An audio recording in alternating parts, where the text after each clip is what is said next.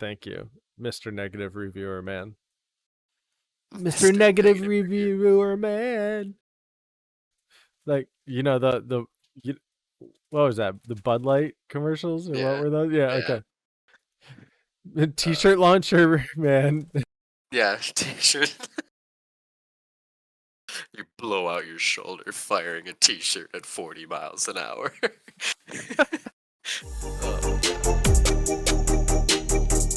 Welcome back to ChknAtk, episode 16. It is a hot week here in Washington. I am one of your co-hosts, Shid.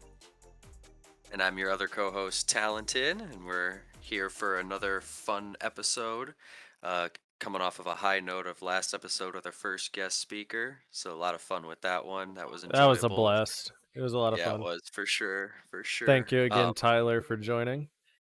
I had to follow you up. I don't know if you noticed or not, but I'm wearing a Captain America shirt, and you wore a Captain America shirt last episode. So. Oh, I did. Did I? I didn't even realize it.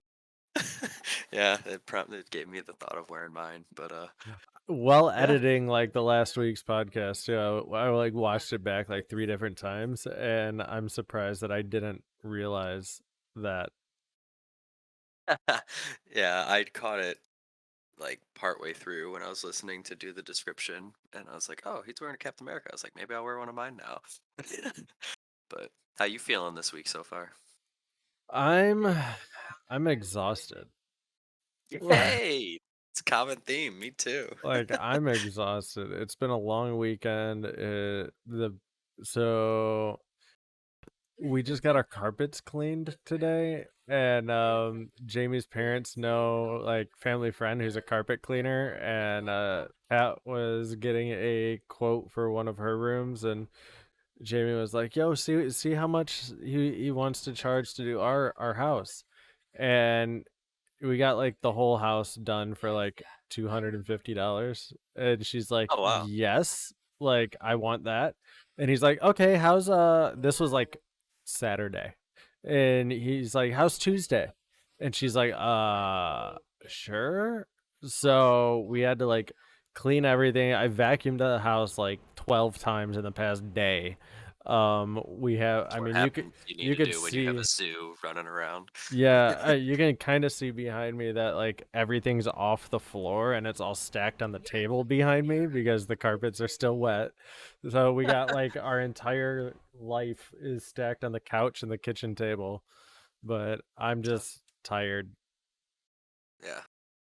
I did play a new game though, so we'll get to that. Yeah. Yeah, we'll get to that too with what I've been playing. But I feel in the tired department. Mine from different responsibilities, dad responsibilities.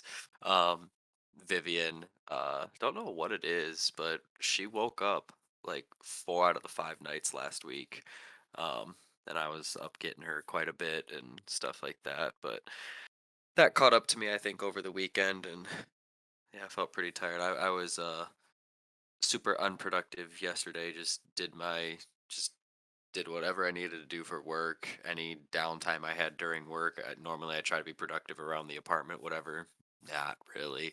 Just did it to relax. I actually took a nap on my lunch and stuff, but I got back to my productive self today. I kind of have to be on Tuesdays with the podcast and stuff, but was definitely feeling it within the last half hour, but once I get chatting, I'll be good. That wakes me back up. So, but yeah, new game. So what game were you playing here? I'm playing this game on Switch. It's a RPG. It's a single player RPG. That is, it's in the world of an MMO. So you play like a single player in the world of an MMO. That sounds a little oxymoronic. It's a really interesting, cute game. Cute. So it's called CrossCode, and the character that you play is like a powerful NPC who has like her voice box is screwed up, so she's almost a silent protagonist. Like throughout the story she learns how to say a little bit more words and everything like that, but you're trying to rid this MMO of like a virus pretty much. And it's really weird. Like you have like a talent tree, you have quests that you go and pick up at hubs, and there's like other NPCs and stuff that are like people that are like running around, and like you can talk to them and stuff, and it's just a really interesting game, and it's a lot of fun. It I may have misheard or misinterpreted, but it sounds so the protagonist you're playing, is it like an artificial intelligence? From what I understand, yes. I So I this game started sounds this. like it's the making of Cortana. This is how Cortana was born, is what I'm getting from this. Yeah, You're discovering Cortana's a voice, little and then bit. eventually, like, Cortana's programming becomes a thing, and then you're gonna get uploaded into Master Chief. That's the end of the game. Okay, so here we go. So the game begins as a young woman fighting to rescue her brother, but once she finds him, he dies in her arms. Sometime later, a girl called Leah awakens inside a cargo ship with no memory of her past and is informed by a man that she must play crossworlds in order to regain her memories. Hmm. Crossworlds is the MMO. So shortly after, you're assaulted by a mysterious man, um, known as the Blue Avatar, and you're forced to escape the ship into the gameplay area. Once reaching the area, she befriends a couple people, and you explore the game together. Eventually joining the First Scholars Guild. But Hmm. yeah, it's a very interesting game. It's a top down um pixel art, kind of like old school Zelda, but Yeah. it's gorgeous. The art's excellent, and it's a super deep gameplay too. It's very challenging. Hmm. That sounds fun. Was it a free download, or you had to purchase, It's or $20. 20 bucks? Not bad. Talking of things that are 20 bucks, I was strolling through Walmart today, doing some shopping on lunch and looking at the um, Switch aisle, and yeah, there were a couple other Assassin's Creeds available for the Switch, and one of them was 20 bucks. Assassin's 3 Creed 3 remastered, because that's the game I've been playing. Was the Rebel Collection. I'm currently playing through Black Flag. I just started like Monday night last week before the podcast, and I already have like 22 hours logged on the game. Wow. Because it's pretty fun. Um, Vivian likes to help me hunt the treasure chests. I don't do any of the action stuff when Vivian's watching, but I'll that's what I'll pull up my treasure chests and go find the coordinates and go find the treasure chests and stuff. And I think she likes looking at artwork on screens and stuff like that, because she loved sitting in my lap watching me play WoW, watching me fly on the Griffin, and she'd always point and get excited. And then with this, the artwork in there is very well done, and I think we were talking about it last week, like the historical accuracies with the architecture and stuff like that. Hmm. Um, because yeah, that's I've been having a lot of fun with that. Um, I actually like the whenever you interact at a tavern or you unlock a tavern or whatever, there's games you can play at the tavern. You can like bet money. That's a way you can make money. Interesting. And I thought it was the first one I played. I thought it was just checkers. So I just assumed any tavern I unlocked from then on, whatever, there'd be somebody I could play checkers against, and it'd be like higher difficulty or whatever. But different taverns have different games, and then I was looking up these games because yeah, they did take place, or they were games that were played throughout history. The other one is was it Nine Men's Morris? Yeah, Nine Men's Morris right there. If you Google that, this is Okay. this is a game that was a lot of fun to play. In oh, it's actually purchasable. Huh. You can buy, let's see, Etsy, Walmart, Target. But yeah, you can play this in Assassin's Creed, and it's a lot of fun. Took a second to learn. I lost the first game I played, but I'm undefeated since. Um, the other one, I can't remember the other one, but yeah, there have been three different games that I've encountered at the taverns. So that's been kind of cool. Uh, Obviously, I like the finding all the memories, like the messages and letters in the bottles and stuff like that, and reading up on those. And I guess the characters in the game are based on real life people too throughout history, and they give once you like interact and meet people, you can read a little bit of like their the history of that character and stuff. So it's been pretty fun playing that.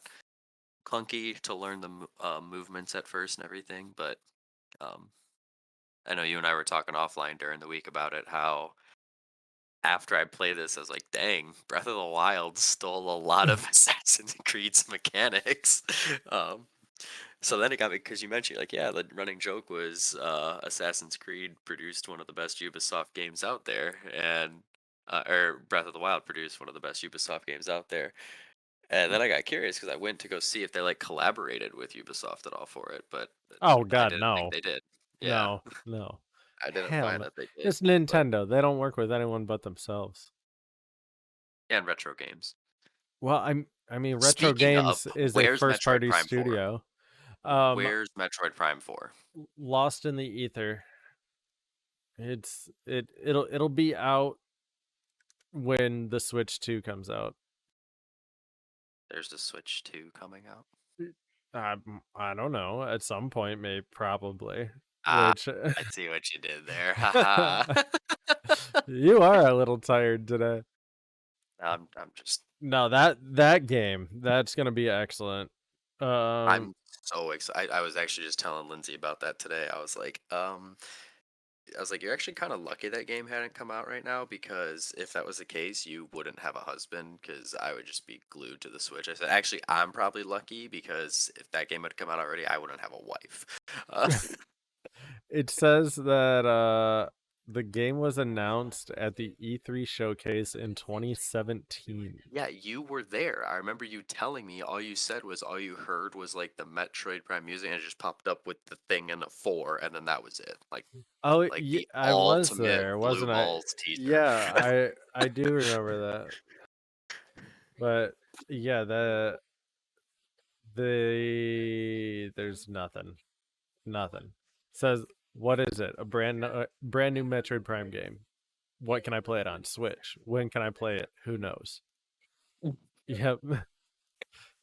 Yeah. When can I play it? Who knows? When Nobody can I knows. play it? Soon. How soon? Soon. When will When will then then be be now? now? Um, Soon. but yeah, that game needs to come very quick. Mhm. I did download the Metroid Prime Dread demo. So I That's want to, the like the side scroller one, right? yeah.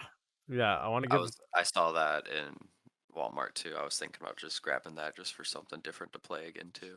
I Because want to give that a go. I did play Allie bought it for me for my birthday a couple years ago. The here Samus Returns for 3DS. Yeah, That was that I was need to actually a play lot of that fun. one. Yeah, the last boss encounter is pretty cool. Um, do I have it here? And of Oh, course, I had to 100% it, So, I don't know if I have it here or not. It might be out in the garage, but I have a couple years back, there was this fan project for Metroid 2, um the one for Super Nintendo. No, what is the Metroid 2 for? Metroid 2 or Metroid Prime 2? No, Metroid 2. Okay. Metroid 2 Return of Samus. It was a Game Boy game. Um but there's a project, a fan project called it's AM2R, which is another Metroid 2 remake. Hmm. Which is it's upscaled Metroid 2, um colorized, everything like that. So they just took the Game Boy game, ported it to PC, and you have high res textures, everything like that. But there was a guy on Reddit that did like a if this game came out in physical form. So he actually had a printed copy of the game and had like a disc in it and everything, and it had like a whole like box art and stuff. And he sent me a copy. He had like 50 of them printed, and he sent me a copy of it. So I got that somewhere. That's a pretty Did you cool play it at little. all? I haven't played that one yet. No. Huh. Uh, but yeah. Apparently there's a Metroid Prime, remaster coming out for the Switch. I was gonna say if we've been talking about this, let's hit on it a couple different times in a couple different episodes, remakes, remasters, blah blah blah. That would be one that would be a blast if they did the whole Prime saga. So you had Prime 1, Prime 2, and then Corruption, right? Were the three that you had. Says as of now, it seems like Metroid Prime Remastered is the only one that is on the slate to be possibly coming out this year, as its 20th anniversary is in November. Metroid Prime is 20. 20 years old. Jesus Christ. Damn. I guess that's right. Yeah, because we got the GameCube and stuff like that. And that was one of the first games we got back then in the early Metroid Prime 2000s. launched November 18th, Did you 20 ever or beat Metroid Prime? 2002. Uh I don't think so. I finally beat that, I think within like, I know it's been since I've been dating Lindsay. We may have been engaged already. I don't know, but because I remember showing, like, Johnny and Logan were both over the house, and I was showing them the last boss fight, the last Gesundheit. Oh, Um, thank you. the last boss fight was ridiculously annoying. Actually, Really? I was. Oh my god, it was. Have you seen Man of Steel? Yeah. The last fight scene takes like 45 minutes of the movie. That's what this last Yeah. boss fight felt Oh, like. okay. Yeah, the It fight just scene went in. it was just dragged out. I'm like, really? Are we Well, gonna after about the third skyscraper that Superman got thrown through, I was like, really? right? Yep. That's the one thing that I hated against like DC movies versus Marvel movies. In DC movies, like every character, good and bad, like really takes a punch and then gets up and just like, and then goes at it again. Where like in Marvel, like they actually look like they're hurting. They actually like slow down for a bit. They're also not just being thrown through skyscraper unless you're the Hulk. But other than that, you're not going through skyscraper after skyscraper, and then stand up and you're just like, I'm unfazed. Like I know that the characters are supposed to be like godlike characters when you got Superman and Wonder Woman and stuff like that, but come on, like No, add a yeah. little bit of relatable humanity to him, I guess. You should still like, if the only way to kill Superman is like hit him in the face with a kryptonite golf ball, that's kind of like it gets boring. Yeah. Like it just gets old. Like it's it's like watching the first season of Dragon Ball Z where Goku just gets his ass whooped constantly but doesn't look like it. like, like yeah, it gets boring, and I want to see some, like, I know that they're superheroes, but can we add like a little bit of humanity to them, which I Well, and think that's what I Marvel like does about, well. well, and also with that, because a lot of the Marvel characters are, they came from nothing. Like Stark, he actually really doesn't have any traditional superpowers. He's incredibly intelligent, which is arguably a superpower. He's But outside of Marvel's that, version of Batman. yeah, but yeah, um, but yeah, I mean, so he has no crazy like physical strength abilities or crazy speed or anything like that. Da da da da. Captain America, his was all from the serum, so he knows what it was like before having powers too. So he still holds on to those morals and traits, and yeah, his powers are still limited. He can't take every, like Thanos. Thanos nearly knocks him completely out. Um, Then you got the two assassins. They got nothing. They're just extremely skilled. Um, Hulk's different, but for the most part, a lot of them have their weaknesses and multitudes of them. But Yep, yep. What would be your favorite superhero? am I gonna have to write an essay as to why for whoever I say? Um, Like, are we back in school? Like, I want a 13-page paper on your favorite superhero and why you feel you relate to his or her personality. Um, no, I need it. What is it? APA formatted or yeah, MLA APA, format? yeah, double spaced. And that's when you literally, instead of saying I can't, you don't even go to like I cannot. You, for word count, you go to I am unable to can. I cannot even once. I cannot even once. Um, no, favorite superhero. Like growing up, it was Spider-Man, but that's just because everybody loves Spider-Man. And actually, He's saw your a friendly recent neighborhood Spider-Man. exactly no a recent interview that popped up on my feed one time. Well, it's not a recent interview, but you get what I'm saying. I saw it recently, an interview from with Stan Lee, talking about what he loved about Spider-Man and how he wrote him. Um, because of the mask and the full body suit and everything like that. And except for aside from the parts in the comic where he does take his mask off, whatever. He goes, Up until then," he goes, "you didn't know what race or whatever this and that is, so it could be anybody under there. Like once the suit's on, it can be anybody." He goes, "That's what I think kids love about it and everything because they put the suit on and nobody knows." You know what I mean? So he goes, "That's really cool to think about it that way." Like Stanley, like some of his stuff that he talks about, like when he wrote the Silver Surfer.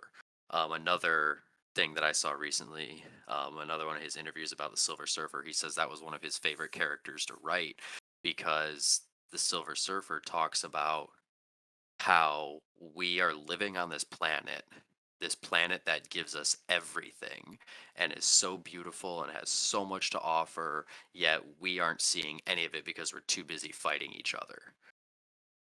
And like Stanley Hmm. had some deep thought into some of the things he wrote.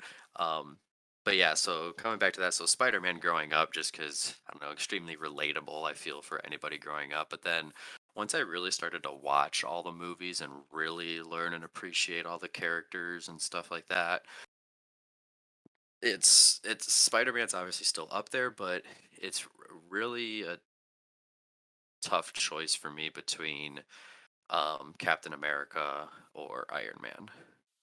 Okay. Um, and for multitude of reasons both way. I really like Tony Stark's character arc, his evolution from where we meet him in 2008 versus where he ends, in 2018. Um, that's he developed so much, and then what he comes into, and how relatable he is to with like what his fears are that like that like you find out are actually what drives his actions from what he actually really is truly afraid of or what drives his actions. I think that's very relatable for a lot of people. It's out of fear of failure that we strive for some things, or the fear of being underprepared that we strive for things, so that's relatable. And then I like Captain America though, just because of his moral compass. He just feels the need to do what is right simply because it's right. He hates the bureaucracy of everything. He hates the red tape of everything. So with the Sokovia Accords, he's just so mad that he's like, if there's something wrong going on somewhere, we shouldn't have to wait for this okay to go in there and help these people out, because oh, if we go in there, there's gonna be collateral damage that we're gonna pay for this and that, da da da. Someone's in trouble, I'm going to help them. So Yeah, and he stays true to that all throughout um, his story. So it's really between those two, I think, from their personalities, I guess. that's interesting. I I kind of think that That was Captain my essay, America. by the way. I kind of think Captain America is a little bit too self-righteous. Like, I can buy that. 100%. Don't get me wrong. Like there's a lot of like he just thinks he's like tough shit. And I think at the end of we're talking MCU right here. Not actual comic, but at the end of Infinity War, the Infinity War saga, when he actually like passes off the shield um to Falcon, like I think he realized that. I think he's like, yeah, I'm not going to compromise my moral compass, but I'm not naive enough to think that I am what is needed anymore. Yeah. Like, so I mean, yeah, I can respect him for that, but like I just thought he was like through the MCU, I thought that his character was a little bit too self-righteous and borderline pretentious at times, and I just kind of wanted to punch him. Like it'd Huh. probably really hurt if I punched him, but Why? It would hurt because you'd be punching potentially a jaw of steel, or because he would punch back? no, he wouldn't punch back because I wouldn't punch him out of malice. I'd punch him out of like just like you smug son of a bitch. Like but he'd just look at me and with his moral superiority just walk away. Like that's what's Right. annoying about it He'd though be is he'd be the bigger guy in every sense of the word bigger. but that's what's annoying about it. Like I like you call Tony Stark a self-righteous piece of shit and he's gonna throw down. Like he's be like, really? What do you call me? He's gonna be He's like like, all right, Jarvis. now you piss me off. He'll be like Jarvis. Get my glove. I need to smack him. like like it would, and then like Spider-Man would like sling a web over your mouth and be like, talk some shit now. Like it, like it's that kind of stuff that like I like out of the other characters. But if I had to pick like one that they're just basic superhero,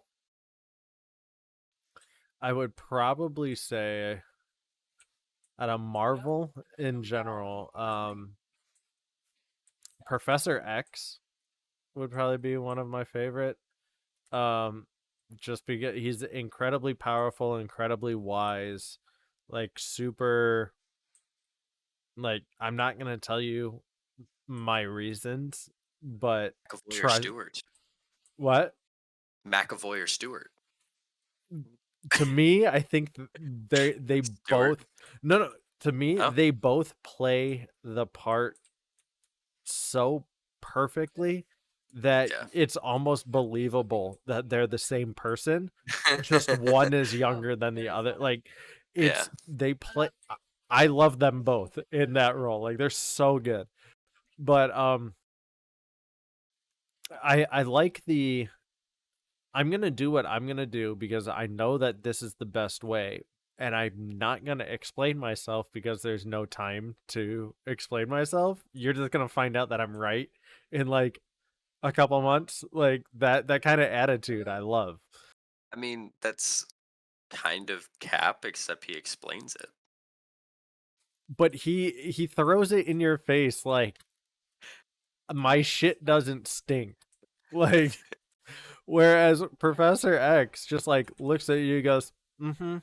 And then he turns around and just like rolls away in his little motor scooter. Like like he just doesn't even he doesn't even give you the I time of day. I feel like it rolls away in slow motion on top of that. He's just like, Like uh-huh. yeah, yeah, it just yeah, just turns around and I just can't scoots. I can't scoot without leaning forward. But he does it like he'll go like this and then just like Never side breaks eye. eye contact. He's like Yeah. those old paintings that the eyes just follow you everywhere. Oh jeez. But No, that's a good kind of off the wall one, I think, too, because I don't think I don't know. I almost,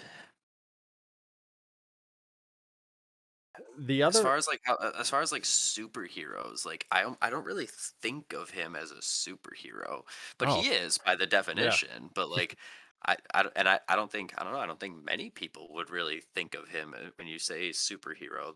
He's not a traditional one that comes to mind. That's so I'm saying though, I think that's why I like that you go Yeah. for him now though, because that makes sense.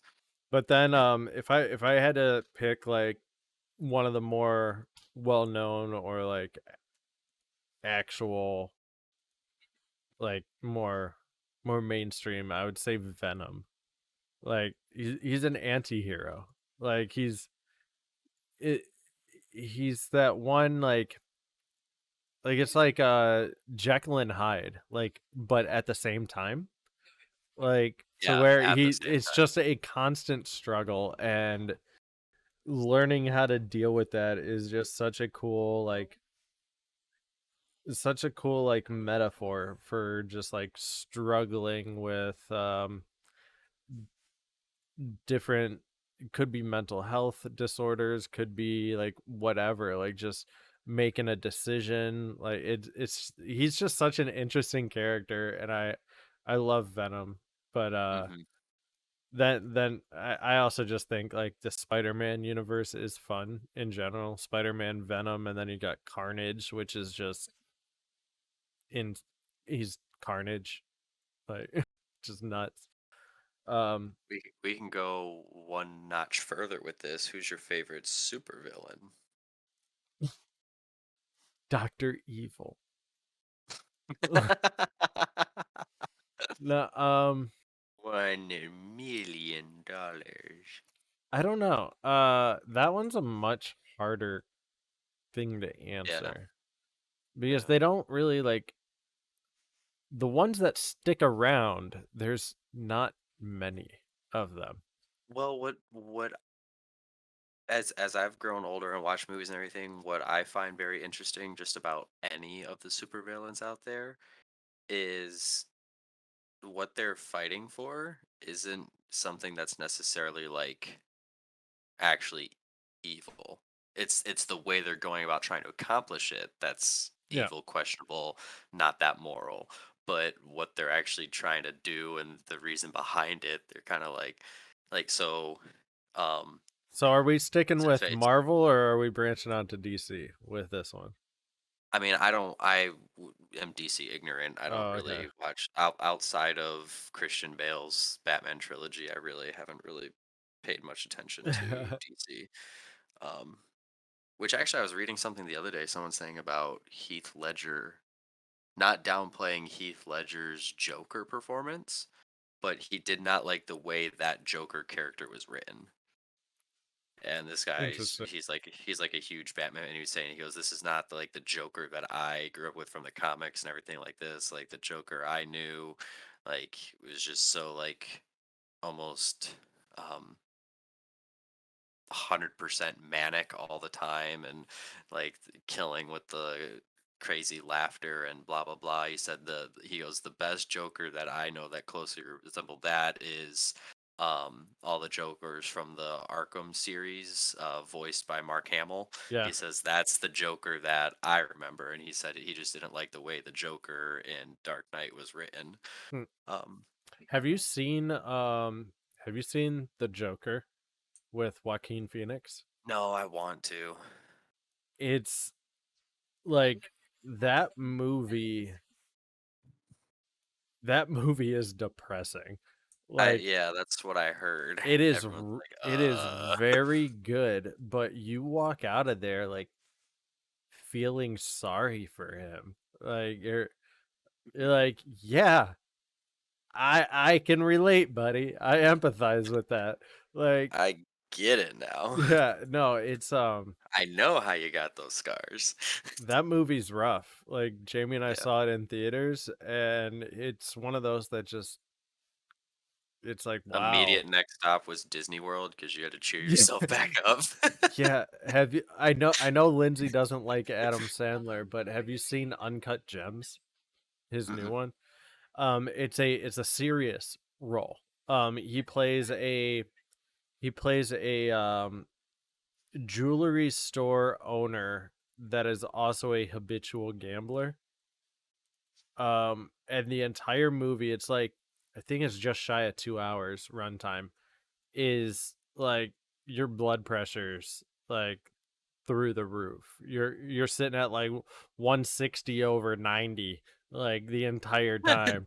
Like it's the most stressful, nerve-wracking experience I've ever watched. It just makes it puts you in the seat and in the mind of like a habitual gambling addict so Mm. well.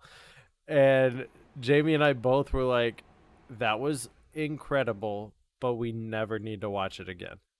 Like, it was one I of like those movies movies. that can do that though, that can like really give you like again, you're never gonna fully know, but you feel like after you've watched it or seen it, you're like, okay, think I can grasp it now at least. Yeah, that What movie's excellent. oh, Dexter. I feel like Dexter does a great job about that, about like serial killer vibes. Like it really gives you that good feeling of, serial killers not having any emotion and this and It gives you that that and good feeling of serial killers. good feeling. No, that was a no, that's not what I meant by good. I'm gonna use that for the bit. Gives you that good serial killer feeling. Uh But huh. no, like it does that. It does a good job. I guess that's what I should have said of making you feel or empathize or potentially understand what it would be like to be in the mind of somebody who has no feelings Hmm. or somebody then who is starting to have these feelings but is so thrown off by them because they've never had them before when he starts to Yeah. fall in love. So, did you ever watch the whole Dexter series? Oh yeah, yeah. We even watched I the haven't second watched one, the Return one New yet because Blood. that's on Showtime, right? Because I don't get Yeah. Showtime, Yeah, we but actually signed up for it specifically to watch that. I should. Yeah, Lindsay got me to watch that. I still gotta finish Breaking Bad too, but That's um, also equally as good. mhm, You yeah. how far are you in that? Um, Uh, last thing I remember watching was we're like a couple episodes past this now, but when they're working for the dude who also like owns the restaurant chains, and they got brought it. in that other scientist, and um he has Jesse go kill that dude or kill Yep. the other scientist, and now Yep. Jesse's like tweaking out because he killed somebody. We're like a couple episodes past that. Yeah. Yeah, no, that show is really good. Hmm. Um Yeah. did you watch any you didn't watch any Nope. Westworld? Nope. I knew you were gonna ask it. No, I need to watch that still, but I'll get on it. Uh-huh. That's a loose promise, but From what it sounds like, you won't get on it anytime soon. But Aaron Paul is one of the characters in yeah, season 3 and 4. I saw that. See, so like I don't know. I'm not a I don't know how to say this because like I am a show person, but I'm not the biggest show person. Like I'd rather just watch a movie and be done with it. Like a show is almost too much of a commitment.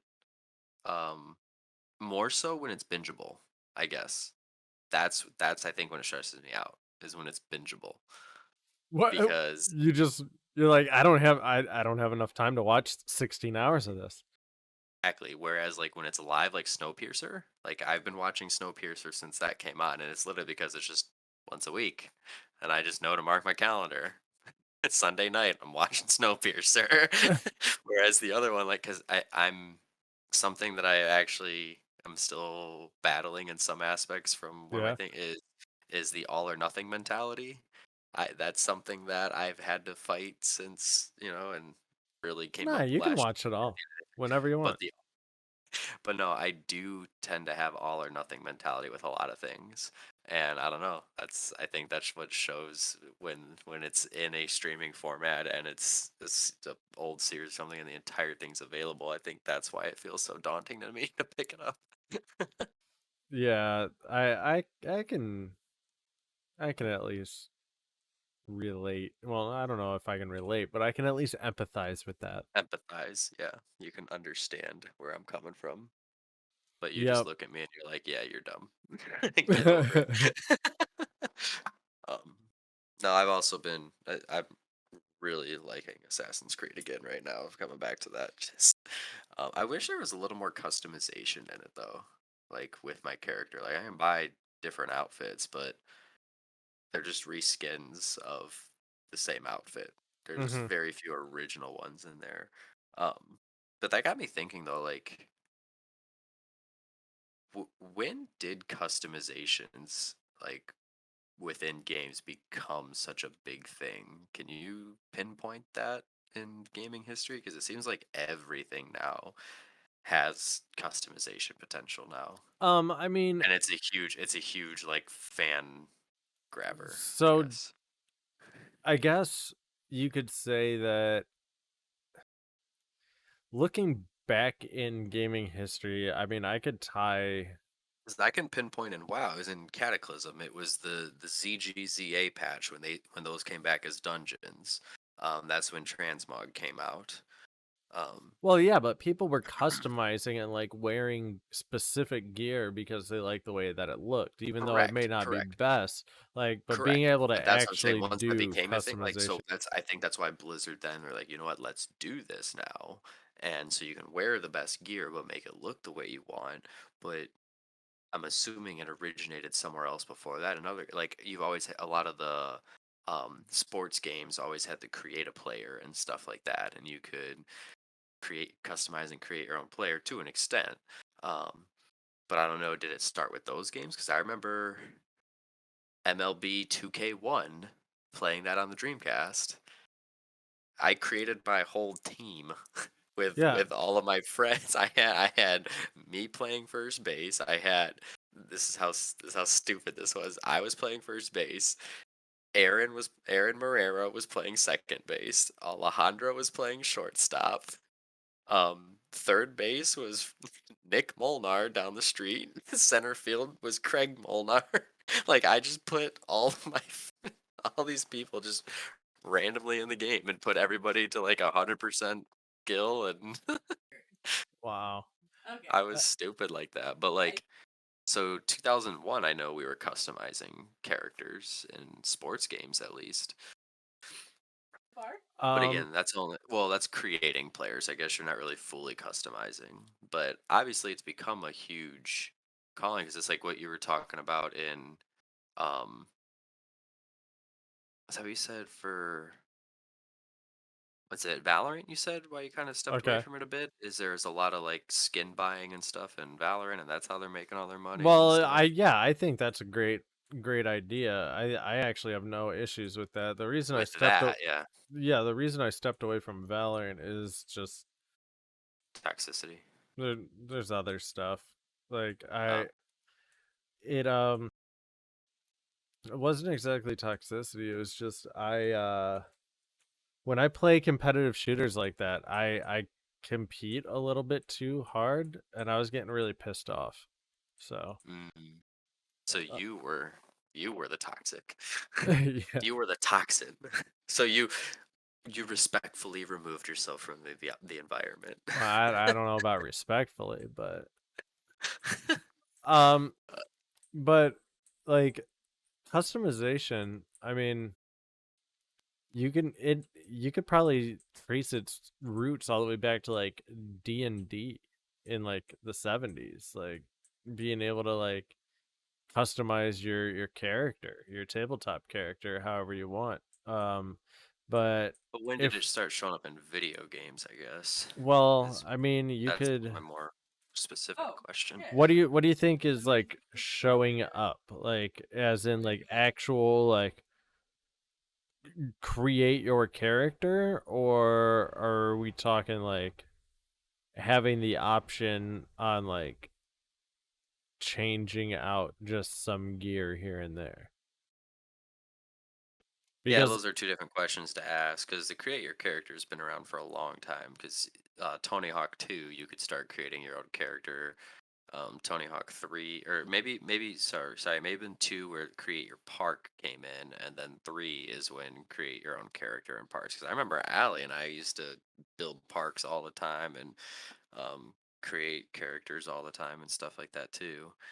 Um, but yeah, when did So I mean, I guess RPGs well before that. Like I'm sure RuneScape, you upgraded gear and stuff like that, but it still wasn't.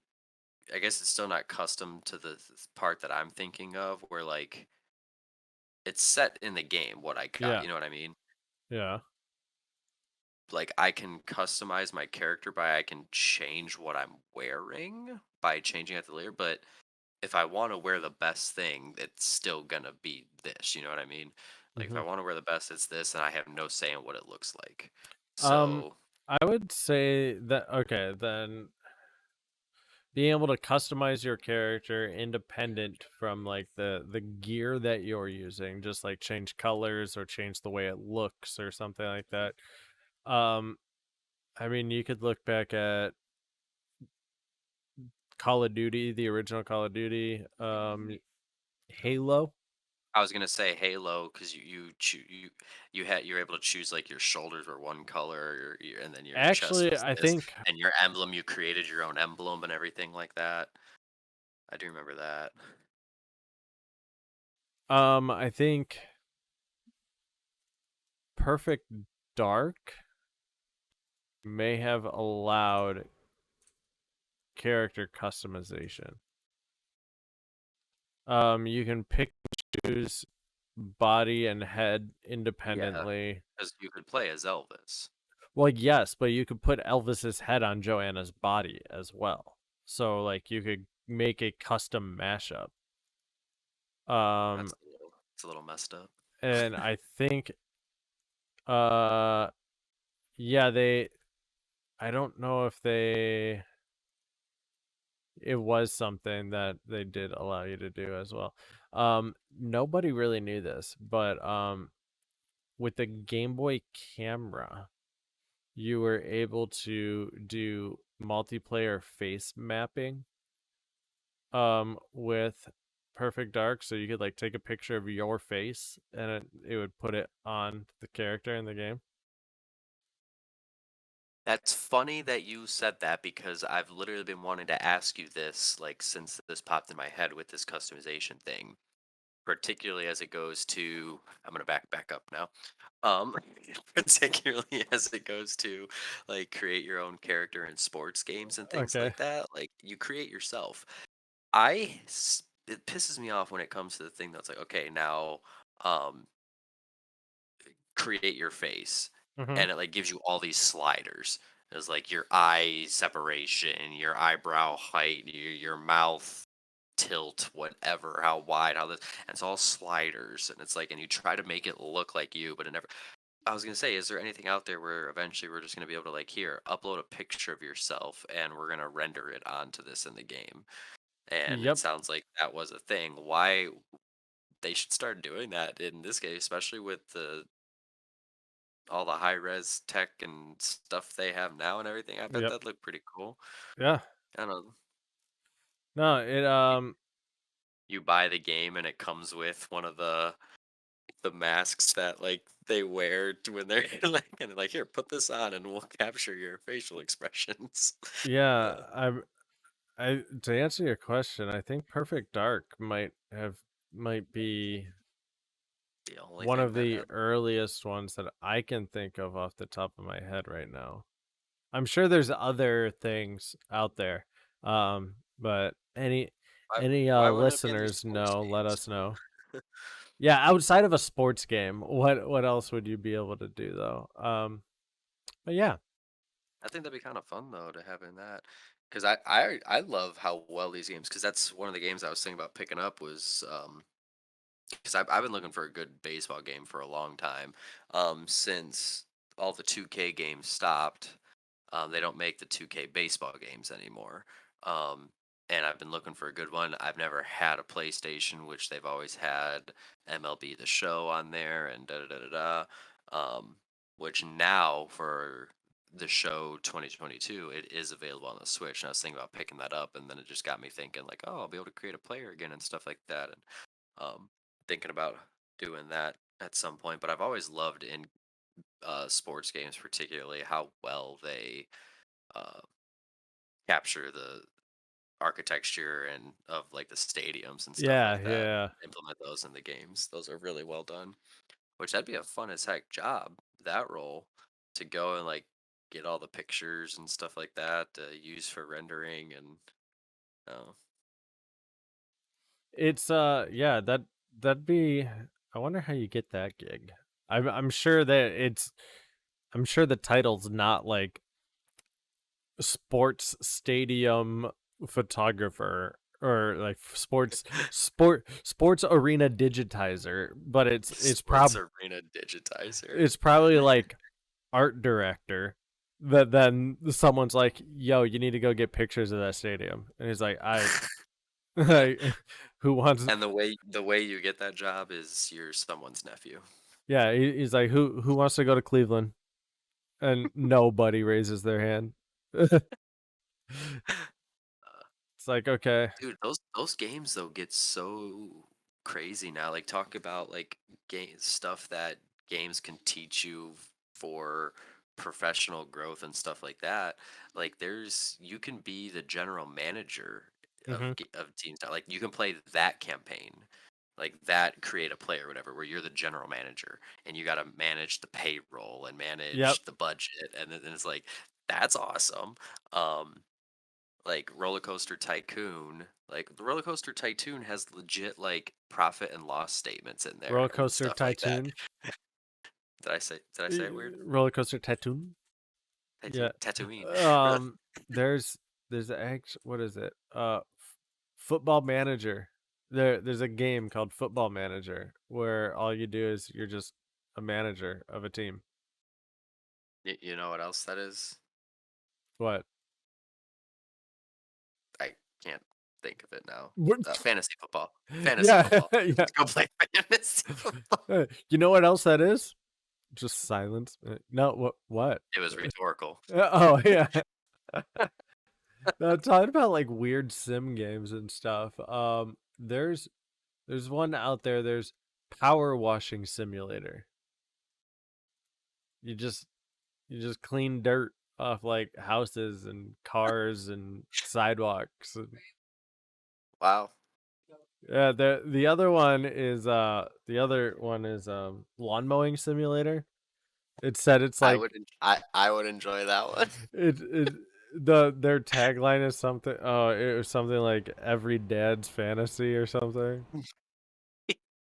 But did you ever see the picture did I send it in the fan bam or I just said it? It was the t-shirt that every dad needs and it's a polo and it's a green polo and then it has these stripes that have they're a darker shade of green and then there's one here that's like only half finished and you look really close it's a bird's eye view of a dude pushing a lawnmower in this direction Oh where yeah, it's yeah. unfinished. I Yeah, was like no, you showed yes me. I need that shirt. So it says experience the beauty and detail of mowing the great British countryside in Lawn Mowing Simulator, the only simulator that allows you to ride an authentic and expansive roster of real-world licensed lawnmowers from prestigious manufacturers such as Toro, Skag, and Stiga as you manage your business. uh I It wonder if those companies were sponsors. probably, or I mean, wait, what's that? Who cares about shooters, roguelikes, or RPGs? We've transcended. We're mowing lawns now. Was a was a review from Game Informer. Um, uh, but it's yeah, the ultimate dad game there. it's got most. It says mostly positive reviews. Like it's Mostly positive. Do you yeah. have I to don't know like what that means. level your lawnmower? Do you start with like the push like the blade mower? You start with that and then you hit level 2 and now you get a little uh Uh, motorized mower but it doesn't have like the auto propel wheels and then you hold eventually on. get the auto propel wheels. Um, all right. Let's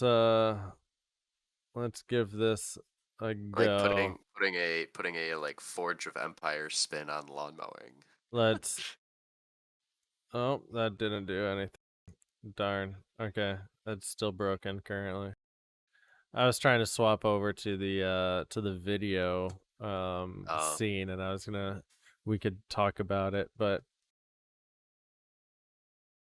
it it's kind of broken right now still. But yeah, this game is hilarious. You can pick like the actual like big like riding lawnmowers, or you can get like a small riding mower. You can get like a tractor. It has like vehicle condition, blade condition, engine condition. You need to watch your RPMs. It's got a gas gauge, so you have to like get out and like refuel and like Dude, is it weird that I'm thinking of like all different directions this game could go if it's not going itself already? Like starting like you can have your character choose the path of like, do I want this as just like, just take care of my own lawn and da da da da da, or do I eventually turn this into a career and I try to go and like pick up contracts and like grow my business and maybe eventually I become groundskeeper for like First Energy Stadium or like what's like that'd be fun. guy goes guy gave it a negative review. I'm not a professional lawnmower, but I've spent years doing this as a kid, and I can tell you that the mowers don't handle right, the weed whackers are poorly animated, and I've driven forklifts in Grand Theft Auto that handle better than these lawnmowers. Oh That wow. that one I give that my review of that negative review is a 5-star review. Yes, yes, that is a very, very thought out negative review. I appreciate it. Thank you, Mr. Negative Reviewer Man. Mr. Mr. Negative Negative review. Reviewer Man. Like, the you, what was that? The Bud Light commercials or what Yeah. were those? Yeah, Yeah. okay. The Uh, t-shirt launcher, man. yeah, t-shirt. You blow out your shoulder firing a t-shirt at 40 miles an hour. Oh god. Commercials are funny though, man. That would be a Don't fun slip job on the to do. ice. I still love all the interesting man in the world commercials.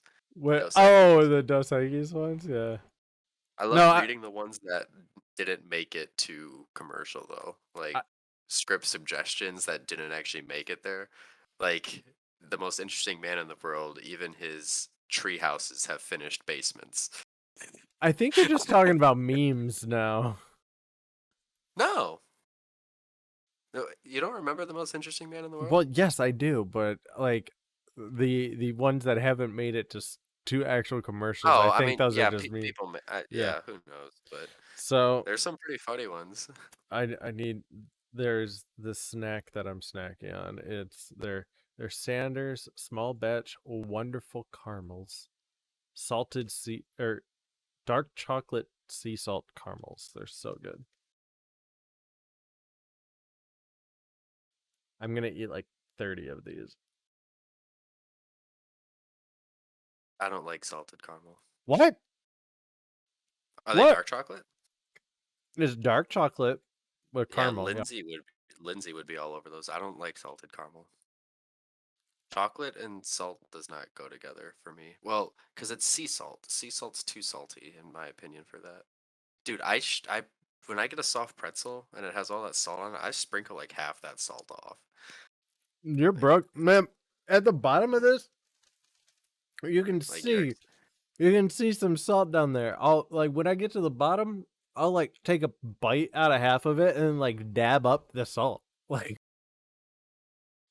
that's gonna where the dab good. up the salt. No, no, no. Mm-mm. Mm-mm. I'm a dad now. I have to. You know, Jamie and I were out at dinner the other night, and I was ordering a beer, and the place we were at had their own beer. So I was like, I'll have the your guys' like IPA that you do. And he looks at me and goes, "Oh man, tight. Like, do you drink IPAs?" And I'm like, "Yeah. What? Like, I like all beer. Like, I just see that you're doing your own, so I'm gonna order it." And he's like, "All right, what kind do you drink?" And I'm like, I don't know. I'm just going like I want to branch out." And he just goes, "Bet." And I like it's the first, like, I've heard that word, like, we joke about it in the friends group, the gaming group, like Yeah, how the kids these days are using these terms and it's stuff. these days. But I actually heard that word used unironically in conversation, and I was Mhm. just like, why, Yeah, like like, I've never you're heard that out. I was like, you're working up like professionally right now. Like you're a server. Why? Like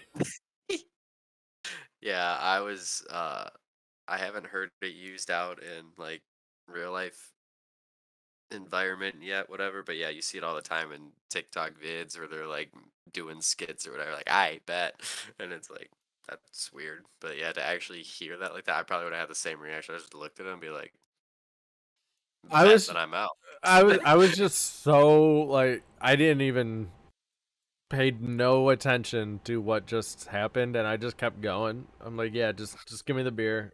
Like that's the one I want. Like it's like I I would have don't even responded want with to a, "How get it. much?" I'd be like, "How much?" Yeah, I should have been like, wait, what? Is it that bad? Why are you betting me to drink it? Like, just played into it. We're currently alienating like all our like under 20 listeners. Right? Uh, no, uh, it's you it's fun guys, it's fun to be able to know what they're talking about, though. they keep Like, us young. Like we're well, old now. I mean, think about it, though. What did we say growing up that our parents were like, "Really?" Like, I remember we went to The go bomb. fresh. That's Fresh. fresh. I remember was it Eric Feliciano or something? Someone came with us to um like went to go see something on ice somewhere. And like, yeah, someone's is like, yeah, that's fresh, like came out of their mouth or whatever. Um Tight, the bomb, I don't know. All sorts of things that they were probably like, really? Um, It's uh, a generational thing. Every generation comes up with their own things to stay unique, I guess. caramel is a little sticky. Yeah. Um, You gonna do some ASMR now and some mouth sounds with it? no, that's gonna alienate the rest of our listeners. I hate that stuff. Did you No, did you watch the intros to those videos I sent I you watched though? the one. Yeah. Dude, those guys are ridiculous with the content they create though. Like literally building and it's not just those one videos that those two have done. Every single one of their videos on either of their channels, they build their entire sets and the entire set is interactive and they use all of it. And it's like how much time goes into this, and you realize that they're probably doing this for their living because the one has like 750K subscribers and like any one of her videos has over 3 million views each. Well, And not like only it's that, but insane. like watching the intro to the tailor shop one or whatever, like you start watching it, and I immediately, because I've done some YouTube videos and everything, and like podcasts, what we're doing right now, and I know how close a microphone needs to be to get that level of like clarity, Quality out of this, yeah. but the video had no microphone in sight. So Hmm. they're doing it at least two takes. Like Yeah. it's either they're filming the whole thing and then doing the sound Well, bite have you and the foley recording after the fact. Um but if you're interested in that type of shit, like dude, some that of those type, videos are awesome what they do. And have like how you they come up with some of their sounds, like breaking of necks and stuff like that. They just like have a handful of carrots and just yeah, have you watched like videos on like foley artists and stuff? hmm hmm Yeah, it's insane. Like they're like so good. like fire, like they take like a handkerchief or cloth or something and like ruffle it around the mic or whatever. And Like it, yeah, they're so interesting. Um, I wouldn't doubt it if that's what he did for these. And because one of his videos actually, mhm. he did. This is the Made in France ASMR channel. I think he has four versions of that video. He did it in English, he did it in French, he did it with no words, so no talking. You hear just sounds, and I forget what the other one was. But he did it in two different languages, and then did it with nothing. Which, in theory, you could have done that with just two takes in English, and then you just take one of them and just take the words. Well, no, because his mouth would be moving and you would just have because no, his mouth isn't moving in the no words one. So he did another take. So that's at least three takes that he did. And it's like Yeah, that's it's that's the crazy. level of commitment. It's yeah, the while I was watching it, I'm like, okay, there's many hours of work that went into producing this, and it's Mhm. just very impressive. What baffled me about it though is those two have only very recently showed up in like dude, if you looked at my YouTube search history, some people are embarrassed and don't want you to look at their like browser search history Okay, for some things. I'm semi not gonna lie, semi embarrassed of my just YouTube search history because it's okay, just so much ASMR. wow, But only recently did these two pop up in my like recommended things where it's like, oh, because you watch so and so, other viewers of him watch these guys have been around for years already too. That was another thing that kind of baffled me, like why haven't I seen them yet? mm-hmm. Because they've both been around for a while. I don't know if it has to do with them being, um, they're both overseas. They're not in the United States. I don't know if that has anything to do with it, but I don't know. I don't know. That's a good Their, question. their content is fantastic, though.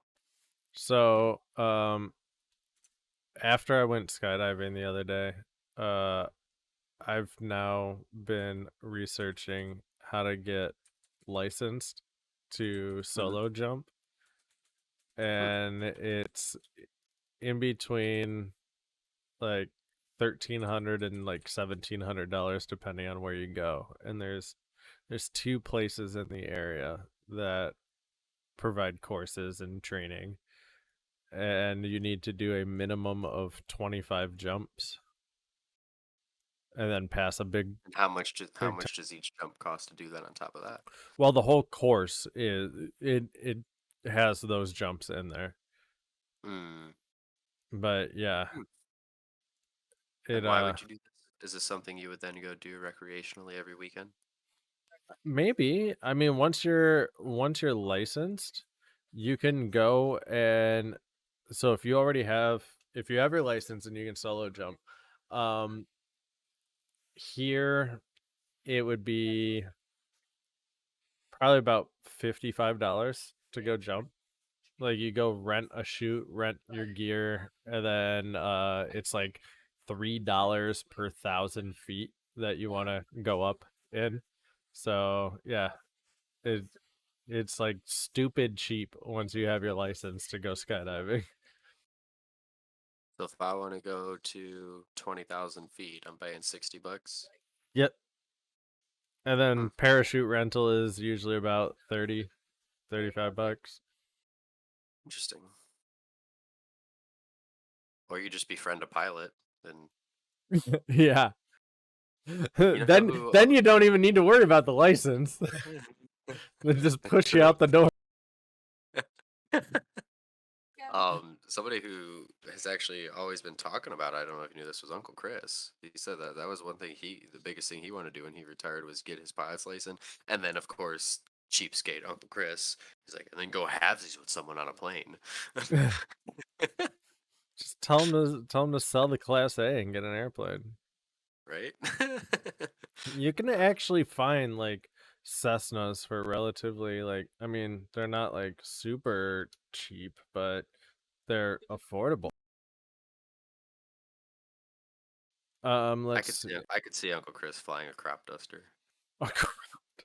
That'd be fucking hysterical. Got like Um, the goggles on and the scarf yeah. trailing behind him, and So here we go. A 1979 Cessna is 190K. hmm. Yep. Total flight time is 3,500 hours. So I mean that's not Oh, terrible. you log flight time, not miles. That makes Yeah, sense. yeah, you lock flight time. Oh, here we go. Did you turn back that odometer? Probably not. Could you Um, argue that could you argue that that piece of equipment's a time traveler? That's a time machine. maybe you might be able to. Mhm. You you can get you can get an army helicopter for 900,000. That sounds Why? fun. Oh wait, here we go. 1955 American champion single engine piston aircraft. It's a seaplane. For $75,000. 1955. It's got foundation issues, bro. Is that foundation? I mean, this thing looks like it's in excellent condition. We're gonna have to test for lead paint. Uh, This thing also looks like it's probably held together by tinfoil. Like, mhm. this looks fun though. I wouldn't trust any airplane that was before we sent built before we sent men to the moon. Why? Why? I don't know.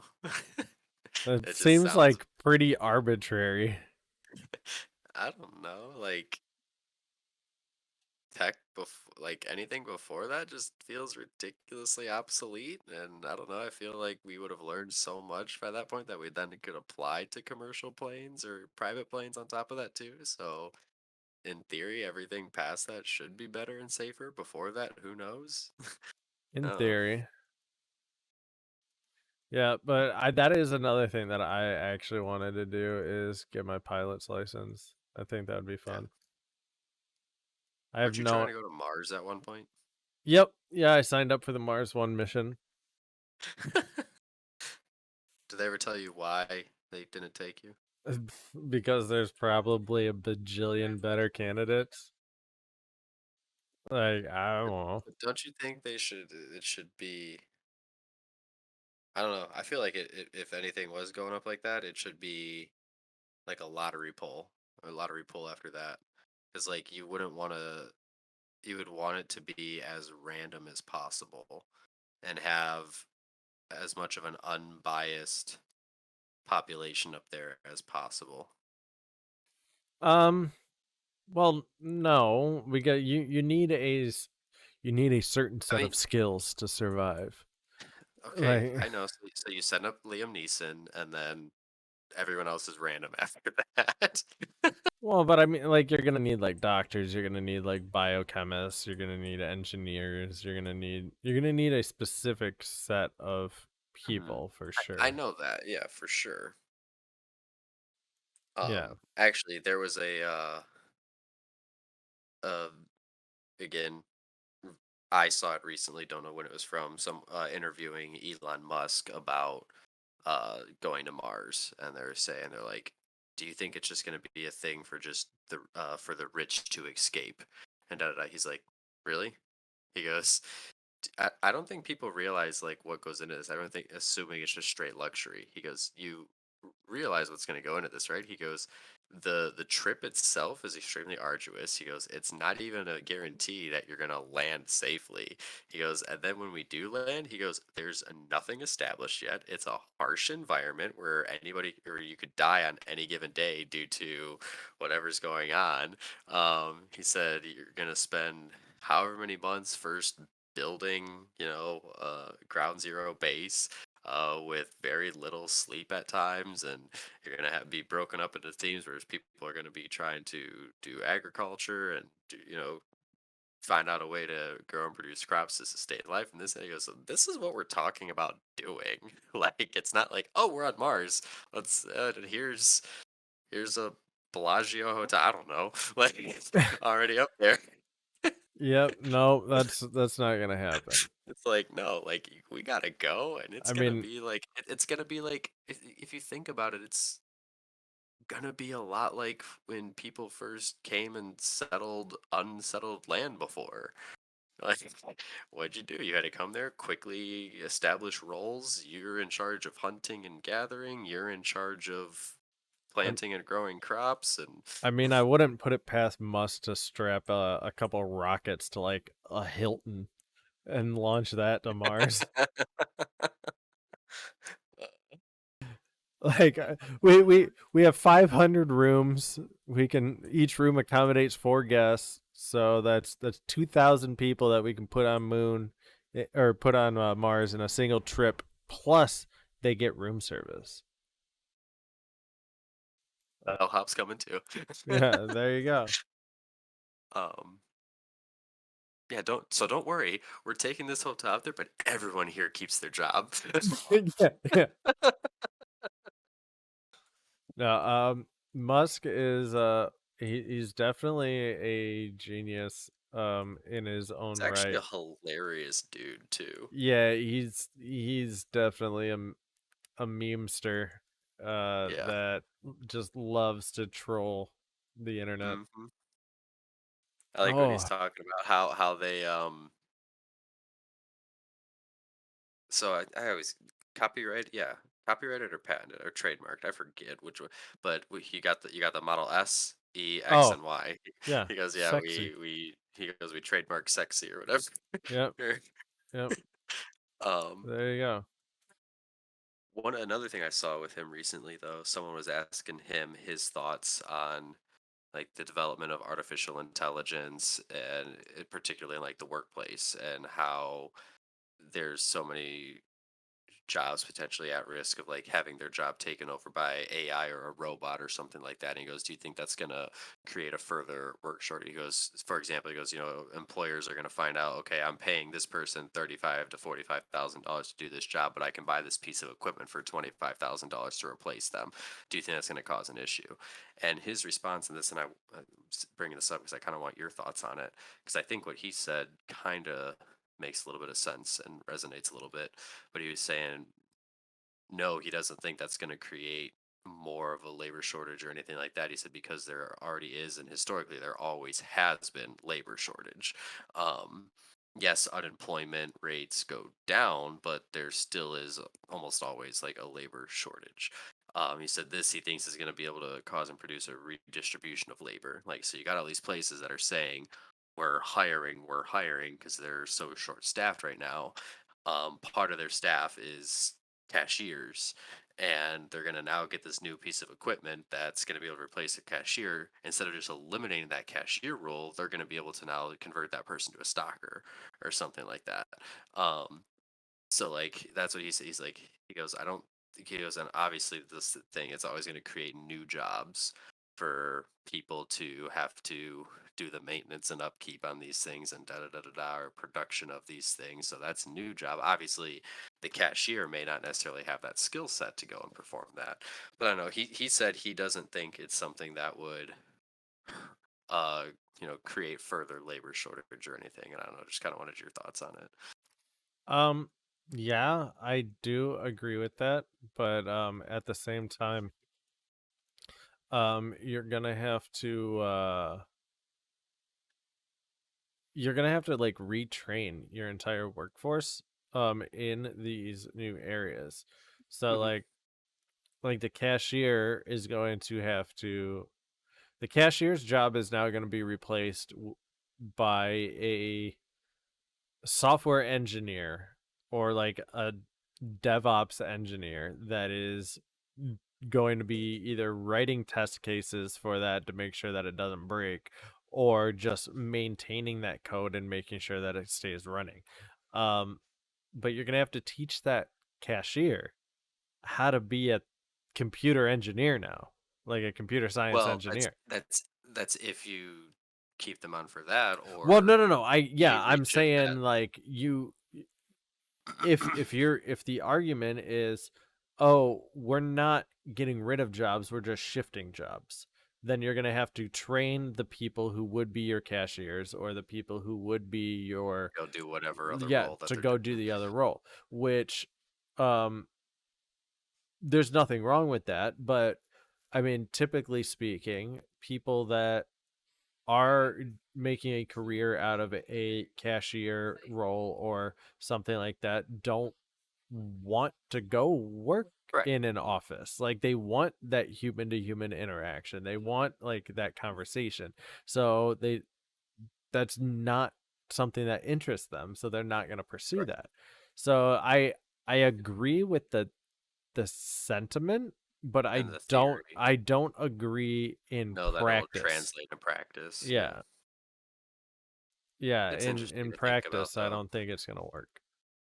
because to what you said, because on the other side of that coin, the flip side there, not every cashier scenario is what you described though. Not every Mhm. cashier is it just for because they like that interaction. There are some that they're just doing it just because Oh yeah. they need to supplement income for the household and they don't care where it's coming from. So yeah, I'll go stock something and I'd be more than happy not to talk to customers. So it's never black and white one way or the other. Yeah. But see, what I would think what it would foster though is how you were saying that company's now going to need to have like DevOps engineers or whatever it is. Not, I don't think the company would go for that themselves. I think it would foster third parties to develop that almost Yeah. like freelance, I guess, and then companies hire them to come and do come do audits once a week, once a month, whatever, the stuff, rather than bringing on more employees for that and having to invest more into that and healthcare and 401k and payroll and da da da da Mhm. da. Um, that's what I think would happen. So that's where more jobs would form then, because you'd see more companies like that popping up where they offer freelance services to the big corporations to maintenance those things. I don't know. Yep.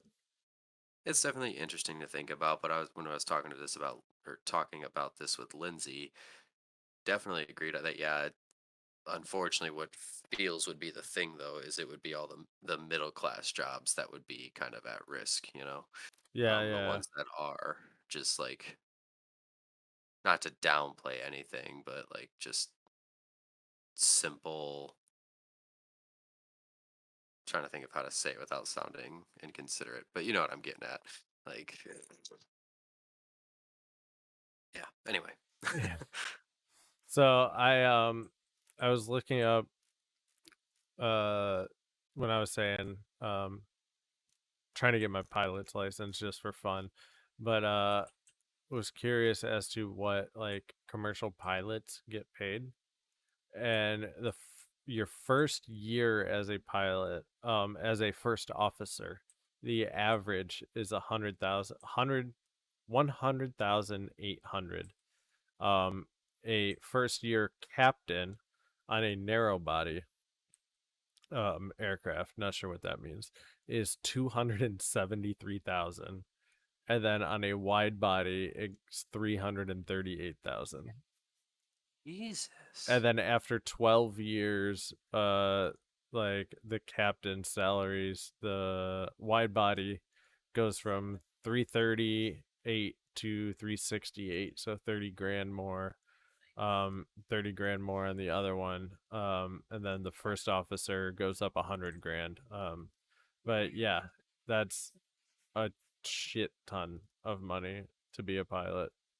Another thing that's crazy to think about, What? to be in the top 1%, Mm-hmm. you just have to make more than like 420K. Mm-hmm. Mm-hmm. Like, people think like, oh, if you're not making a million, you're not rich. It's like, actually, if you're like, it's a lot lower than you really think. Mm-hmm. Like, the top 1% is like 420K and up. Yep. No, I don't. I mean, I'm not doing horrible, but not this kind of money. No, There's me either. that. I don't know if I would want to fly around. I mean, I don't know. It would be fun. It'd Dude, be it also interesting. makes a decent chunk of change. What? Traveling nurses. Oh yeah. Yeah, crazy amount of Yeah. money. Yeah. I feel like I would hate that though, Why is being a that? traveling nurse. Uh, not necessarily having the same structure everywhere I'm at and having to relearn new structure, new potential like direct line of communications and this and Mm-hmm. that, and they do things just like little, especially if it's like little like nuanceical, if that's a word, things differently Mm-hmm. that by their policy needs to be done this way versus this place over here. Like both are right, but this one wants you to do it this way, this one wants you to do it this way. Like having to constantly change all that. I don't know. That would really annoy the crap out of me. Yeah, but it is getting that time. Mhm. It's been an interesting conversation this week. We were all over the Yeah, place. this one, yeah, We're- literally had no direction, and that was actually kind of relaxing, kind of fun. yeah, we were everywhere. We were all over the place. We're all over the map, kind of like an airplane pilot. All I know, yeah, all I know is my biggest takeaway from today's episode is where are you, Metroid? Yeah, yeah. Metroid cannot come soon enough, but Yep. we will get Zelda next year, barring any further pushbacks. I thought it was supposed to come at the end of this year still. That got pushed back like a month ago, 2 months ago. They put out a thing that was like, sorry. Yep. But I will pick up Metroid Remastered though if that does come out. yeah, no, I will play that one too. Yep. But yeah, so for all of our listeners out there, people that aren't visually inclined, this will be available next week on all your podcasting platforms: Spotify, Google Play, Apple Podcasts, Anchor is the other one.